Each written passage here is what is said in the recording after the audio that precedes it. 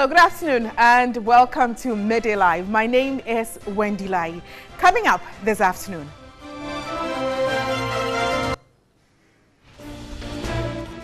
Majority Leader Osei Mensah Bonsu assures Ghanaians' right to information bill will be passed in the next meeting of Parliament.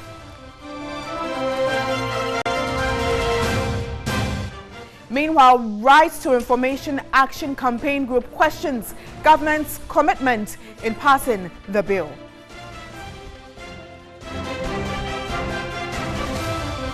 And this afternoon on MTN Video Reports, that report gets results as a new electricity pole has been erected in Kotafo following one report earlier. And away from that, Africa Free Trade deal in a limbo as Nigeria skips African Union Extraordinary Summit. So we have details of these stories and many more lined up. Do stay with us. Let's start with our stories now. And the Ashaiman Municipal Assembly is to reconstruct roads within the municipality with plastic paving blocks. The Municipal Chief Executive, Albert Ochre, told TV3 the Assembly is supporting the manufacturers, Nelplast Ghana Limited, to increase production to meet the growing demands. With a growing worldwide middle class, along with the rise of globalization and demand for consumer goods, the world has entered into a phase with plastics that risk suffocating the very economies it helped to create. From house plants to paint to airplane components, there appears to be a cheap plastic alternative everywhere, including Ghana. The toxic effect is clearly evident, particularly in urban areas like Accra and Kumasi. The most effective way to manage plastic waste, according to experts, is through recycling. Yet, approaches to effective reuse of waste from plastic products have been left in the hands of few individuals. The initiative by Nelplast Ghana Limited to convert plastic waste products into paving block is considered by far the biggest innovation ever in the sector. It's my initiative to get my community very clean, because Ashaiman is believed to be a dirty slum. So I gathered all kinds of plastics to come about with a block that lasts for a lifetime. Plastic waste paving blocks, estimated to have about a 500-year lifespan, will not only address the plastic waste menace in the country, but also serves as an alternative source of cheap material in the road construction sector. After discussing with him, I got to know that that will be an alternative to the solution for our road deficit. But how is the Ashaiman Municipal Assembly ensuring the dreams of the innovators meet national demand? He has been considered for the one district, one factory for Ashaiman. And we are facilitating it to ensure that he gets the needed support in terms of capital and machinery. As proof to its commitment, the Assembly has collaborated with Nelplast Ghana Limited to pilot the paving blocks at the police barrier at Tulaku on the Tema Akonsombo Road. Yes, of course. We are in a very serious road deficit in Ashaiman, because we can count of only 2 major roads that are tied. And for that matter, we will take advantage, home advantage, if we are able to industrialize the process. Albert Ochre has also assured the municipality of plans to use the products in the reconstruction of roads. Let's head to the Ashanti region, and very shortly, Ashanti regional correspondent Beatrice Pio-Gaba will be giving us a report. She's actually at Eputueje-Boatem on that very stretch. That's the road there in Kumasi, where armed robbery is on the increase due to the poor state of that very road.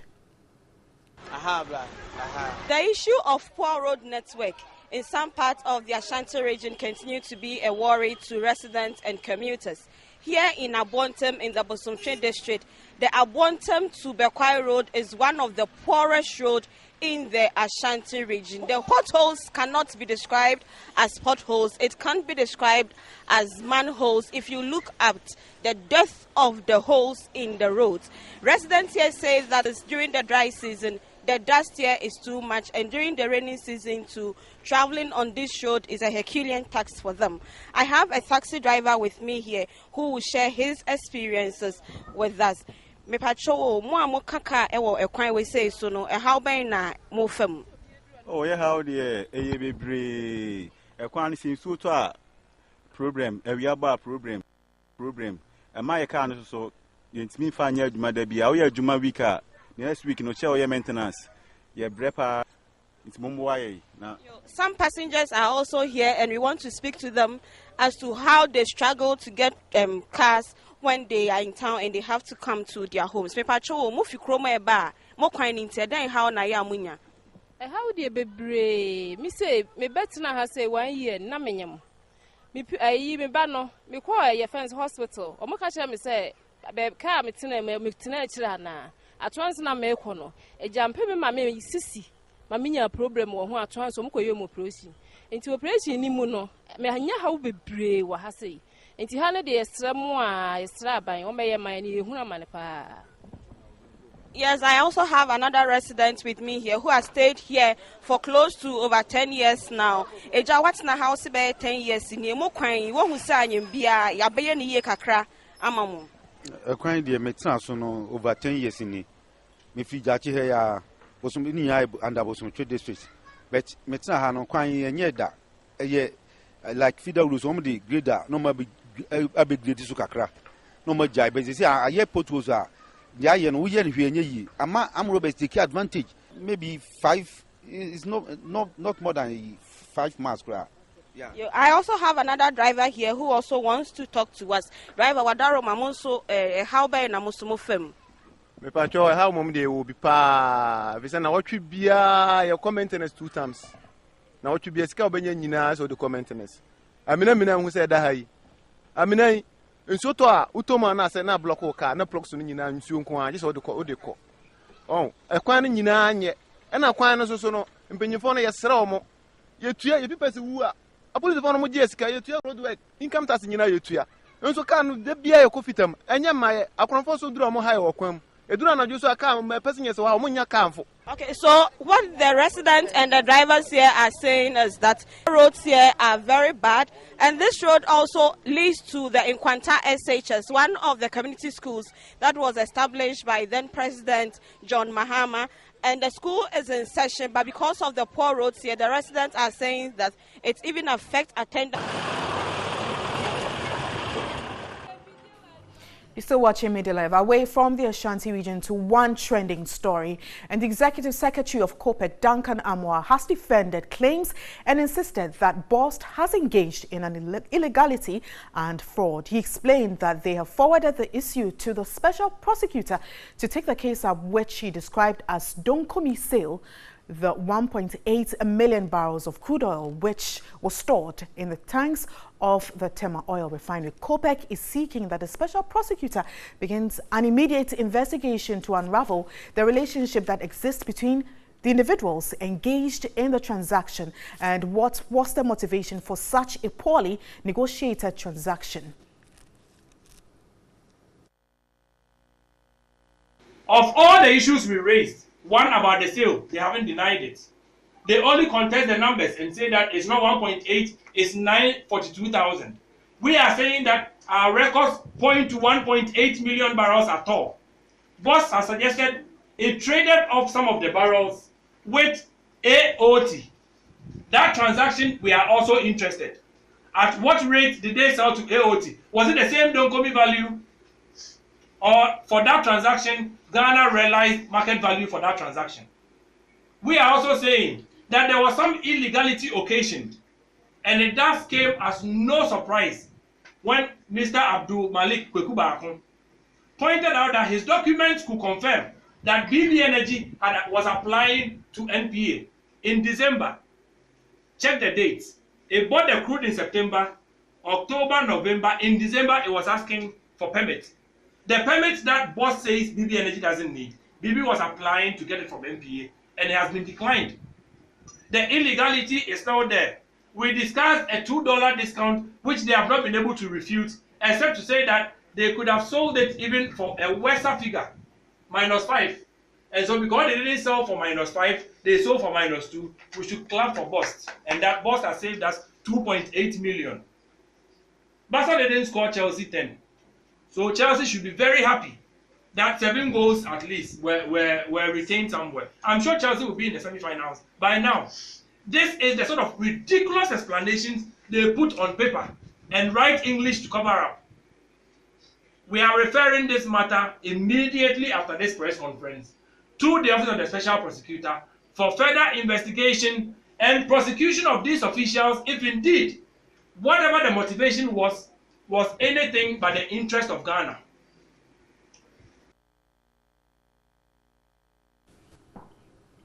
You're still watching Media Live. To another topical issue here in our country, which has to do with the Right to Information Bill. And the Majority Leader in Parliament and Minister for Parliamentary Affairs, Osei Mensah Bonsu, has given an assurance that the Right to Information Bill will be passed in the next meeting of Parliament. He was speaking on the sidelines of a meeting of African Parliamentarians Network Against Corruption, APNAC, here in Accra. The Majority Leader in Parliament and Member for Parliamentary Affairs, Osei Mensah Bonsu, agreed the passage of the Right to Information RTI bill has taken too long and gave some reasons for the delay. I can assure you that whatever it takes, the next meeting of Parliament would certainly pass that bill. There are two major things that we run into that caused us to delay a bit and have further consultations. The one relates to where to assess information. And the second relates to what information to make available to the citizenry. The RTI bill was drafted in 1999 and reviewed in 2003, 2005 and 2007, but was not presented to Parliament until 2013.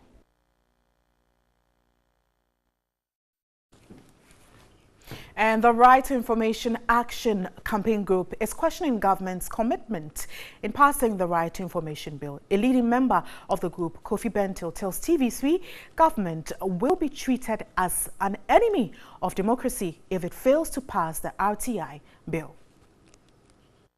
We appreciate the fact that Parliament will rise next week, and that's part of the reason why we wonder what the President meant when he said he was going to have it passed. And that also gives us a source of worry, because is it that he didn't know, or he just was saying something he didn't care about performing on? Okay, we know Parliament is going to rise, and it will be a miracle if they can lay it and pass it, which means already what the President said is not going to come on. Okay, so how do we get, assurance that next time around they are going to lay it and then pass it? The Majority Leader, Osei Mensah Bonsu, says that they'll try and get it passed at the next sitting. Isn't that enough assurance for you? I have the President's word. Okay, if I can't rely on the President's word, well, I would like to take Osei Mensah Bonsu's word in addition to the President's word. Now, actions speak louder than words, okay? And if you're going to do something, you get up and do it and give me the signs that you're going to do it. You haven't even laid it. We just have, a few days for Parliament to rise. The countdown is on. If we don't see the bill laid in Parliament, what is the group going to do? If after a year you've passed so many bills and you've not passed this, you are just becoming what you've been criticizing. And when you become what you criticize, when you become the enemy you fought against, when we who stood with you against them at the time begin to start asking you whether you are committed or not, you are clearly making yourself in their image. And if we get to the point where we believe that indeed you have become what you were criticizing, our attitude against you will also change. Any government that does not subject itself to scrutiny, and the first thing you do is to pass the RTI bill, otherwise we will consider that you don't want to be scrutinized. And when we get to that point, then we will treat you like the way we treated others in the past. I hope we don't get there.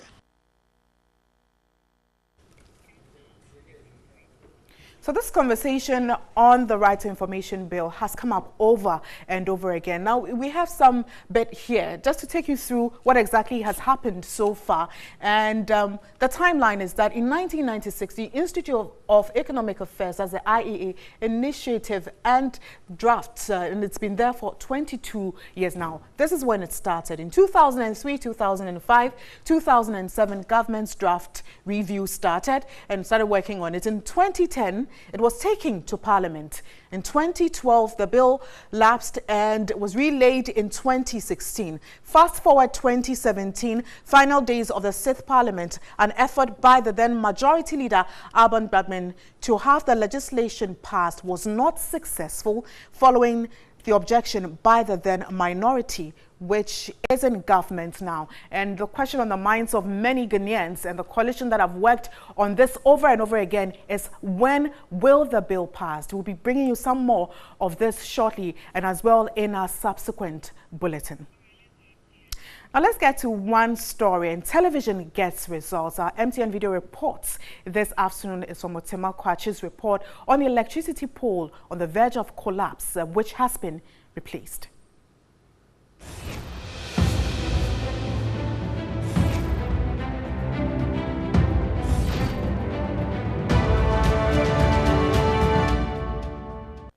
After the report on TV3, I am proud to report that a new pole has been erected.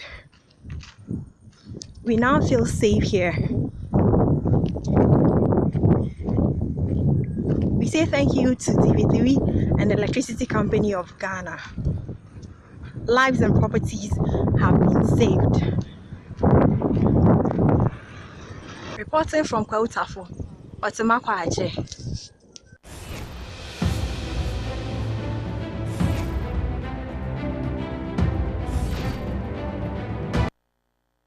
Big thank you to Otema Kwache for sending in that video report. Remember, you can also be a part of it. Be a citizen journalist and send your report via WhatsApp number 05514-330-44. 05514-330-44. You're still watching Media Life. Do stay with us.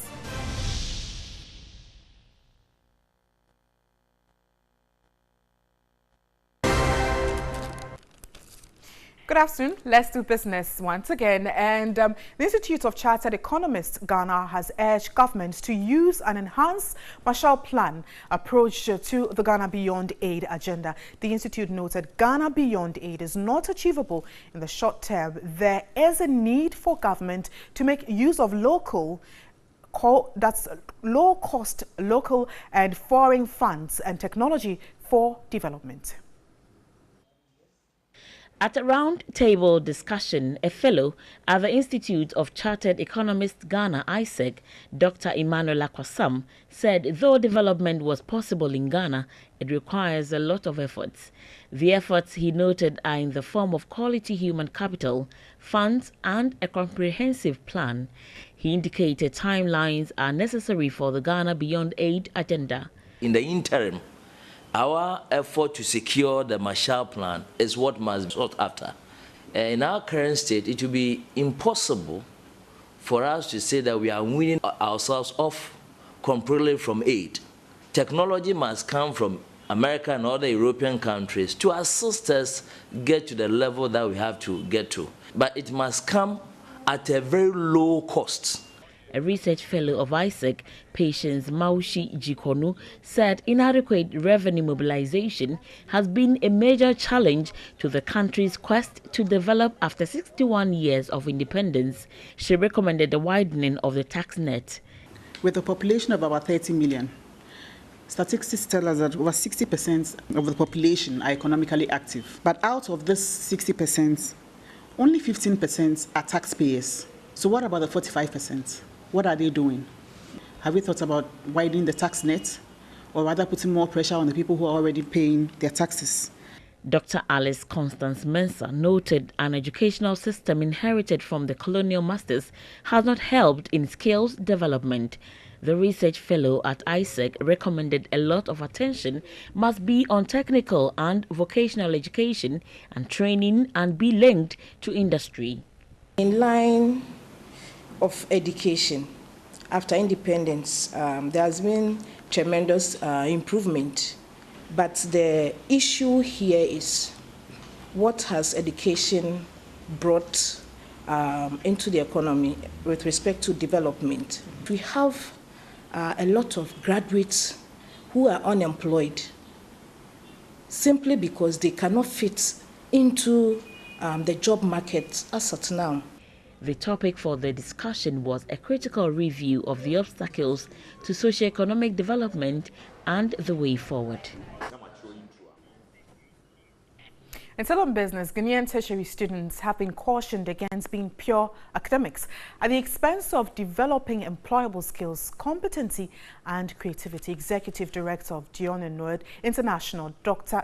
Adam Sopo, insists the fast declining job opportunities against a growing number of graduates makes it imperative for a paradigm shift in course selection.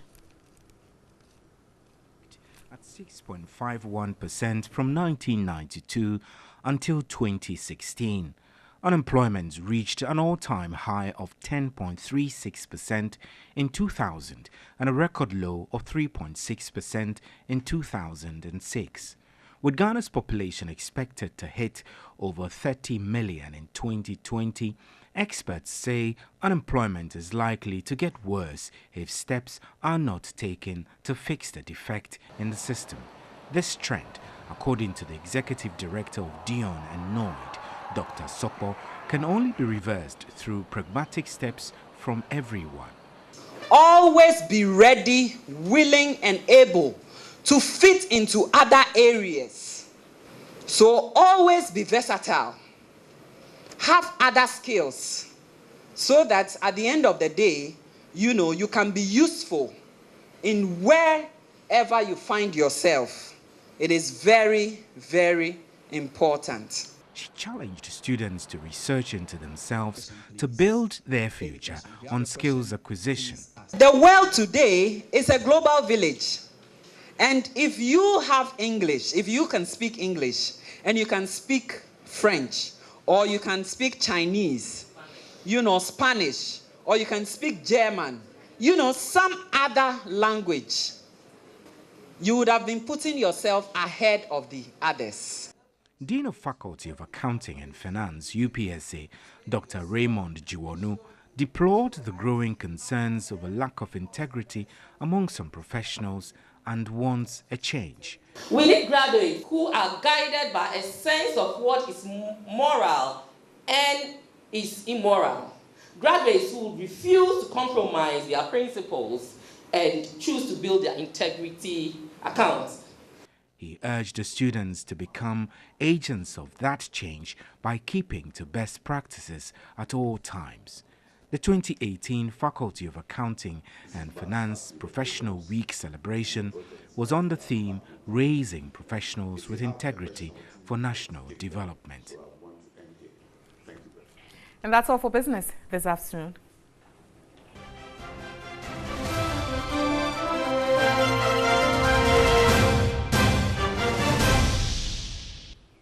Thanks for staying. You're still watching Media Live. Let's look at some mission stories now. And some pupils at Mile 70, a community in the Pandai district of the Northern Region, abandoned school to engage in hunting. They cite the lack of teaching and learning materials as a reason for abandoning school.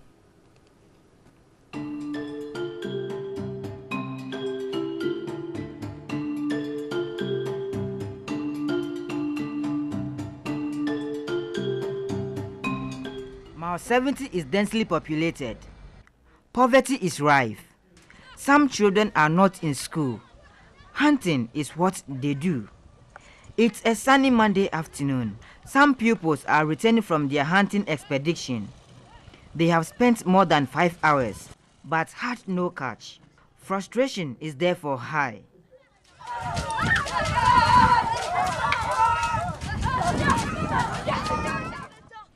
With simple tools, they hunt for game. They made a clean pair of heels when they met the mission team, but they recovered from their shock and returned. They insisted they don't talk to strangers, so the mission team should follow them home to seek their parents' consent.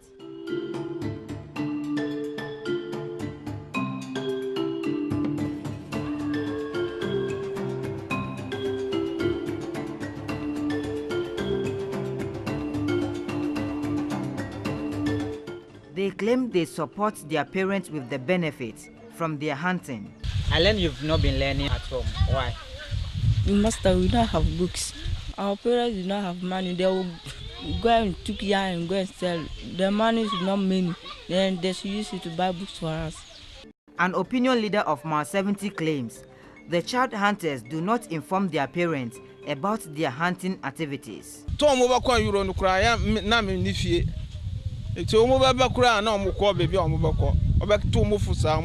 was not at home when the children left for their hunting expedition. They don't take advice. This is a worry to parents.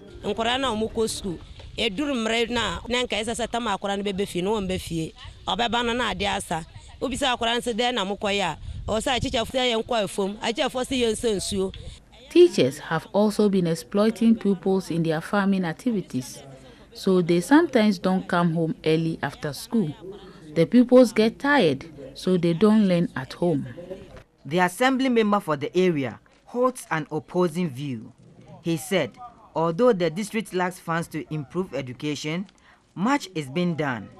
Parents who engage their children or their wards at farm after school hours should stop so that they will be able to use such time to study.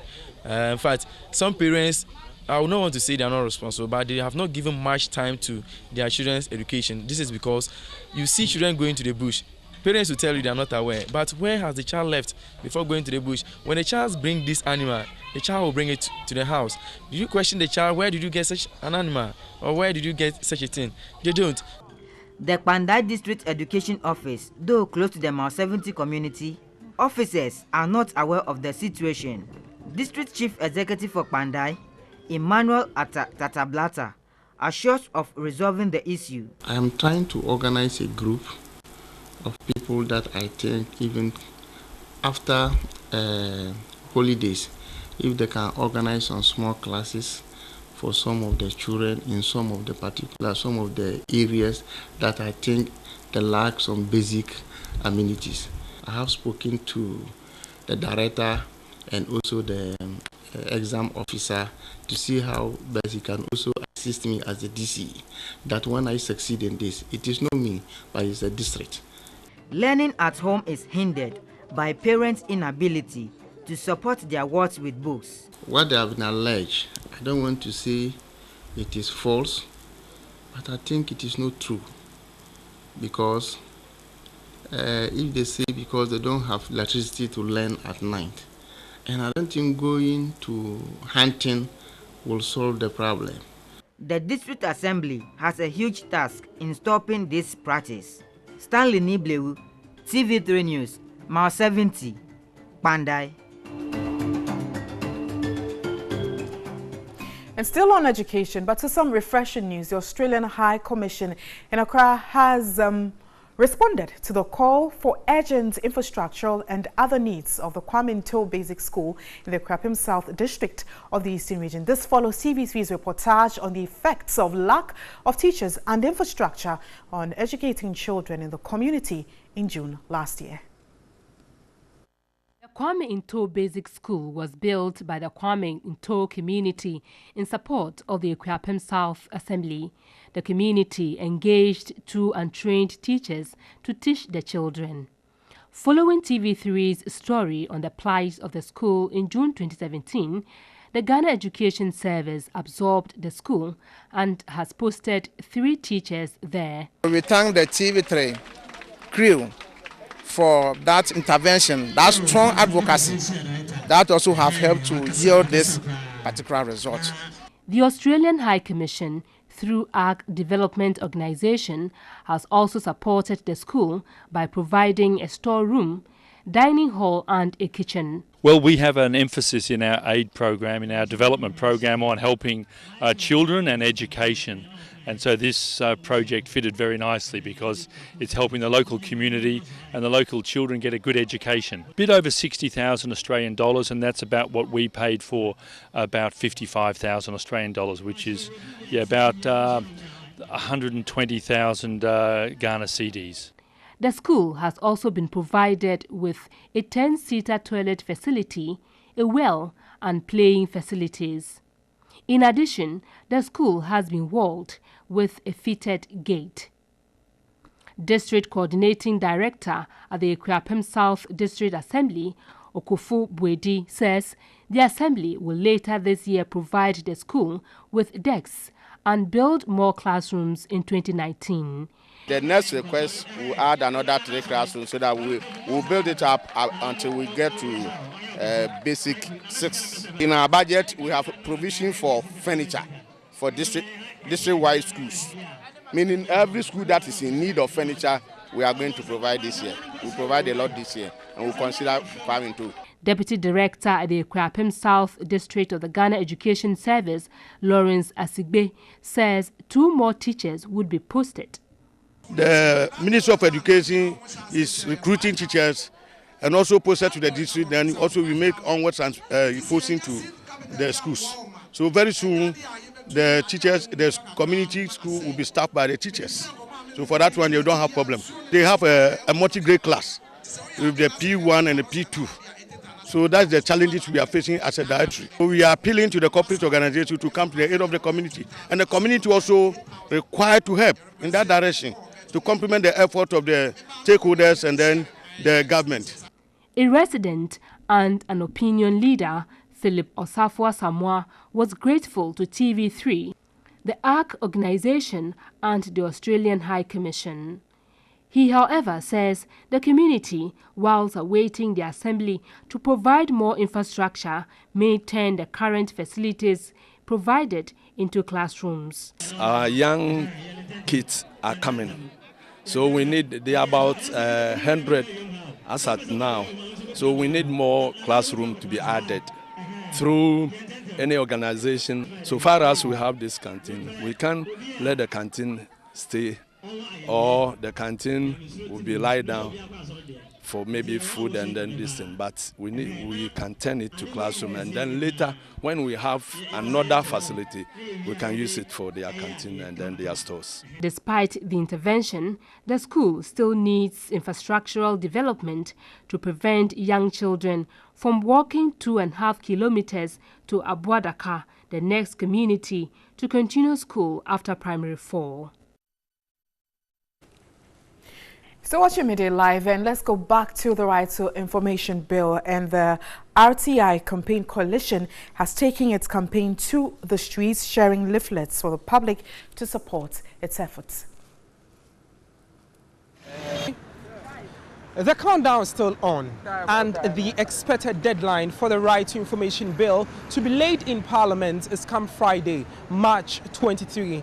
And as part of gaining massive public support for this purpose, the coalition this morning, as at 6 a.m., dispatched a number of youth onto some principal streets of the capital city, Accra, to distribute some leaflets to the public to inform them about the purpose of the Right to Information Bill. With me here is a member of the RTI Action Campaign, Beauty Emefa Nate, and she will be telling us the main purpose behind the distribution of the leaflet, which started early on in the day. Good afternoon.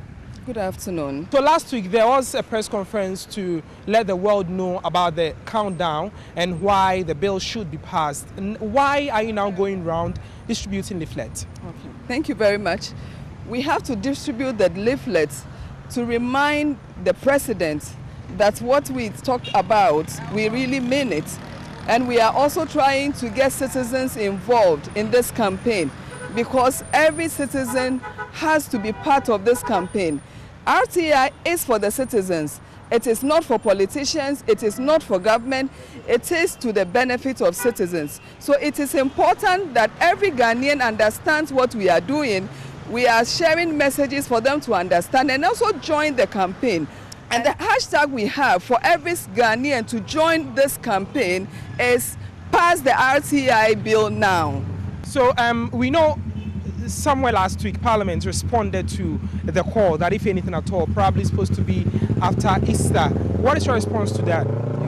This is not the first time we have heard from politicians and from parliamentarians and government promising to pass the RTI bill. This bill has taken 17 years, so it is not new. The only new thing we will see is when the bill is passed. That is why we are not taking anything for granted. We want to put pressure, and we will make sure that we push for this bill to be passed. 17 years is too long a time for a bill. All right, thank you very much. So you are going to hold on to what the president said to ensure that the bill is passed and passed now. For TV3, Kwabna Edu Jemfi. Thanks for staying. It's time for entertainment, and the countdown for the Maiden 3 Music Awards is on. The much anticipated event will reward outstanding musicians and recognize the efforts of those involved in the music production chain, including sound engineers, composers, etc. Now, we're excited to announce that the gold-plated 3 Music Gong, the award plaques, have arrived ahead of the awards, and we're showing them to you shortly. Now let's get to see the plaques shortly, but before that, I do have in the studio Sadiq Abdullah Abu. He is the managing director of 3 Music and the group head of events, lifestyle and entertainment. This afternoon, I do have Sadiq, and he's with me. Sadiq, good afternoon. Thanks for your time. Yes, now, tell us about the awards and the excitement all around it. Well, How's it been so far? Well, it's coming up well. We're working hard to curate an exciting music experience on Saturday, 24th, with all the headliners that we've seen in the last year, as well as, reward them as well. Yeah. And the plaques are in? Yes, they are. They are in. The gold-plated 3 Music Awards gongs are in. Yeah. And you're supposed to unveil them for the very first time. First time, have right there. a look at the plaques. Okay, all right. So this is how the plaques looks like. All right. So this is how the plaques looks like. First time? First time. You're seeing this on TV3? Yeah, first time seeing this. So what you have is for the Fan Army of the Year, which essentially is for the various fan armies that we've seen supporting their talent. So there's a Shatter Movement family, there's a Beam Nation, there's the Aliens, there's the Money Fans, and a whole lot of them who are actually up for the Fan Army of the Year. And the 21 categories. Yes. Why that? Well, when we looked at it within the year as well, and the kind of songs that's been released and all of that, the board decided to create 21 categories to sort of match the songs and the categories that songs were released for last year. And one interesting thing is the Song of the Year having 4. Yeah. Yeah. Why that? What's so? Yes. All right. So sounds very interesting. Yeah. So the whole idea with that was to sort of recognize the people that play a role in the music production value chain. So the songwriter or the composer, the producer, the sound engineer, and our mixer and the record label. Now these are people that play a role in creating or birthing a song. And so for us, we wanted to recognize them. And so for the Song of the Year, the song that wins the Song of the Year, these people that play a role in the creation of that particular song gets to get an award each. And also, any other surprises we should look out for on that day? All right, so would pretty much, because it's a surprise, we pretty much would want to keep that, and so wouldn't ask the public to. But there is a surprise, or there are surprises. There are a lot of surprises, a lot of exciting moments to look out for. Aside the names that you've seen us communicate, the likes of Shatawale's, Stonebwoy, Kiddy, Kwame Eugene, King Promise, all of them coming to perform. Obviously, you would expect.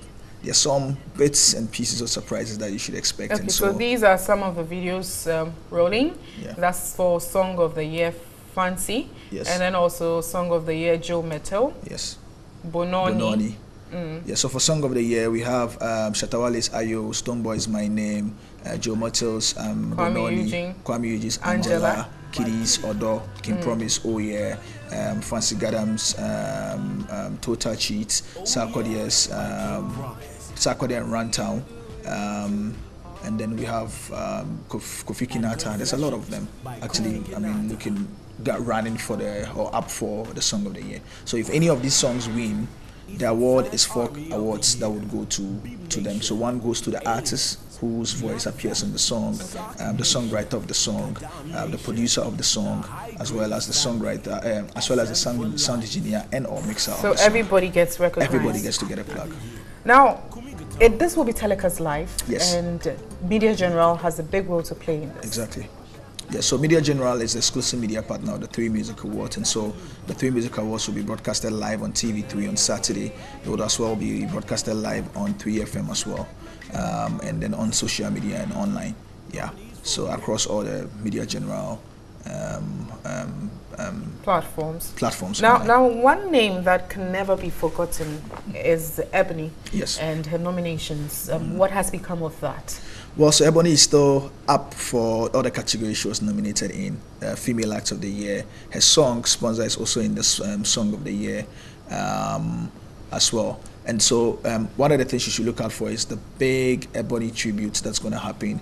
We're going to, in fact, the entire event for this year has been positioned as a big tribute to Ebony. So we're going to celebrate Ebony as much as we can. There's going to be an Ebony performance block with some of the top female names who are performing Ebony songs on the event as well. And there's something that we would keep for now that we intend to do or make an announcement of at the event on Saturday. So there are big surprises awaiting. Now, for viewers who are watching for the very first time and are hearing about the awards for the very first time, tell us about the venue and the time it will be starting. All right, so the 3 Music Awards is happening at the all-new Fantasy Dome, which is this new multi-purpose event center inside the trade fair on Saturday, 24th March 2018. It starts at 7 p.m.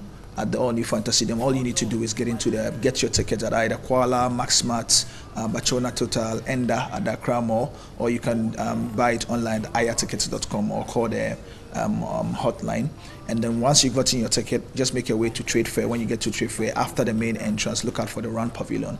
The Fantasy Dome is just right behind the Round Pavilion, and then that's it. Time and date again? It's Saturday, 24th March 2018. And starts at 7 p.m. All right, so starts at 7 p.m. There you have it, the 3 Music Awards. Don't miss it. And thank you so much for your time, Sadiq Abdullahi Abu, Managing Director, 3 Music, and we're grateful for your time. But remember, you can be a part of it. You can follow our social media platforms to get a lot more information on the 3 Music Awards. And like Sadiq said, there's several surprises for you on that very day. Next, let's go for international news.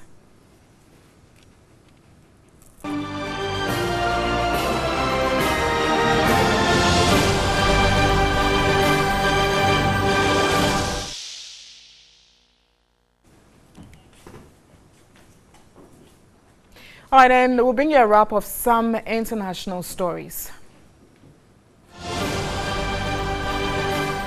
Buhari was scheduled to leave Abuja on Monday ahead of Wednesday's launch, but pulled out to allow for more consultations. The organized labor union, the Nigerian Labour Congress, NLC, urged Buhari not to sign the deal. Nigeria, along with South Africa and Angola, has one of the continent's largest economies. Nigeria, Africa's biggest oil producer, and with a population of 190 million, is a massive market. The AU decided to go ahead with the treaty in 2012, aiming to establish a single liberalized market for trade in goods and services.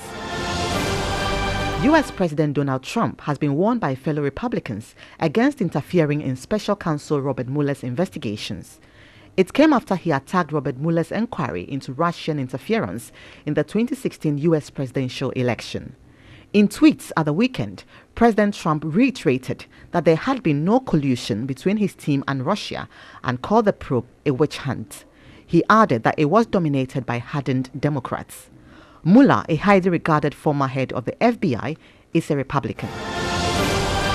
World leaders are congratulating Vladimir Putin on his election for a new 6-year term as Russian president. But so far, no Western leaders have responded to his victory. Chinese President Xi Jinping said his country's partnership with Russia was at its best level in history. Putin got more than 76% of the votes, official results show. He said he was considering changes to his government, including the post of Prime Minister. Former President Dmitry Medvedev has held the post since he changed places in 2012 with Mr. Putin, who has ruled the country as either president or prime minister since 1999.